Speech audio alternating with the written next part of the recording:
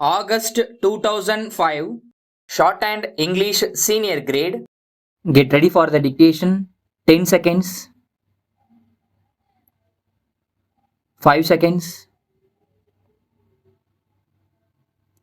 start. Mr. Deputy Speaker Sir, I am glad I have been given an opportunity to express my view on the demand for grant for education. Now we are thinking of putting up huge dams and construction of canals. There is no doubt that these amenities will increase human welfare, but at the same time, we must see that opportunities are given to our children to rise to their fullest heights. We have been doing things in a particular way all these years, and we think it is impossible to do them in any other way. But if we are serious about education for our children, then I think that the whole problem requires a dynamic approach. I must say that our education minister has been thinking in a dynamic way so far as certain aspects of education are concerned. In this country, I think that primary education should be the basis for all other types of education. I would like to point out that it is a big problem to tackle. I am glad that a committee has been appointed to go into the question of primary education in this state and to suggest ways and means of tackling the present situation. I hope it will make recommendations which will enable us to solve the problem of primary education speedily in this state. There is another aspect to which I would like to refer. It has now become a fashion for us to say that the standards have gone down. I should like to know who has been responsible for the fall in standards. The education department is supervising educational activities. I have all praise for it. I know that all educational institutions are today manned by trained teachers. Some may say that the fault lies in the raw material. It is not at all correct. I am sure that the children of today are much better than the children on the old days because they are brought up in an atmosphere of freedom. So, it is the responsibility of this house to find out the reason for the fall in standards and to rectify matters.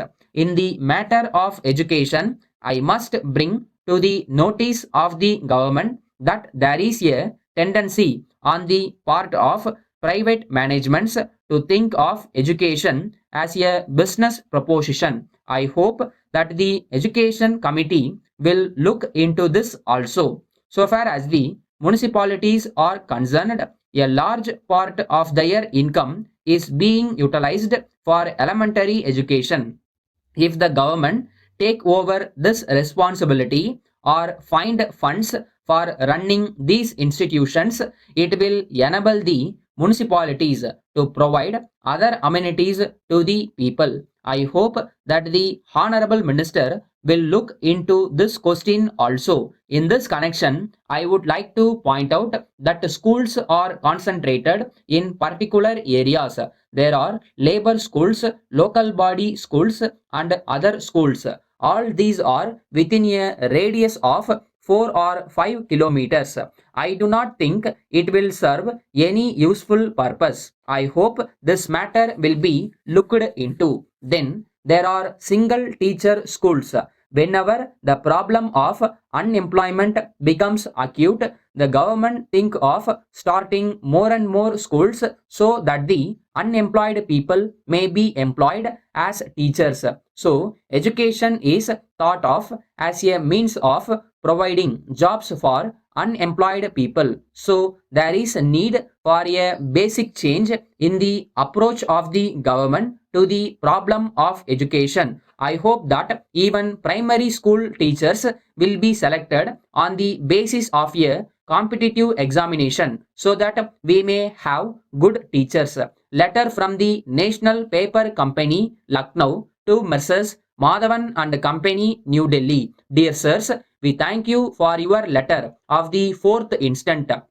You have requested us to supply you some quantity of good quality paper. At the same time, you have stated that you will pay the cost of the goods within 30 days of delivery. While we have no objection to supply you the goods as desired, we would like to tell you that we will not be able to give you credit facility unless we have definite information about your business standing. Since you are a new customer, we shall be much obliged if you give us particulars about how long you have been in this business and any other particulars which will enable us to consider your order. We shall be glad if you also give us particulars of any persons to whom we can make references in this regard. But on the other hand,